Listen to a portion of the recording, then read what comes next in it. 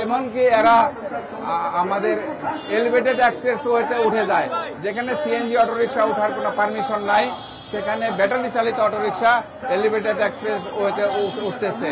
মাঠের অলরাউন্ডার আমি, আর ঘরের allrounder Tylox. Tylox toilet cleaner, clean মানেই টাইলক্স। থেকে এগুলো সরানোর ব্যবস্থা করেন, অন্যথায় আমরা নিজেরা এগুলো যে কোনো মূল্যে বন্ধ করার ব্যবস্থা করব। তখন কিন্তু আপনারা বলবেন আইন কেন হাতে তুলে নিলেন। আমরা আইন হাতে তুলে নিতে চাই না। আপনারা আপনাদের কাজ করেন, আমরা আপনাদের সাথে আছি, আপনাদের পক্ষে আছি।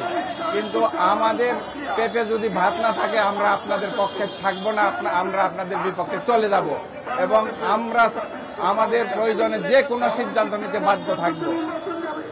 সাংবাদিক ভাইয়েরা, গত পরশু দিনও আমার এক বোন ওড়না পেঁচিয়ে অটোরিকশার চাকায় ওড়না পেঁচিয়ে গলায় ফাঁস লেগে মারা গেছে। শিশু বাচ্চা মারা যাচ্ছে, অসংখ্য মানুষ পঙ্গু হচ্ছে। সবচেয়ে বড় কষ্টের বিষয় হচ্ছে মানুষের পঙ্গুত্ব।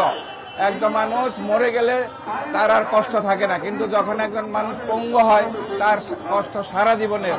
আমরা সেই সারা জীবনের কষ্ট সহ্য করতে পারবো না, আমরা পঙ্গুত্ব চাই না।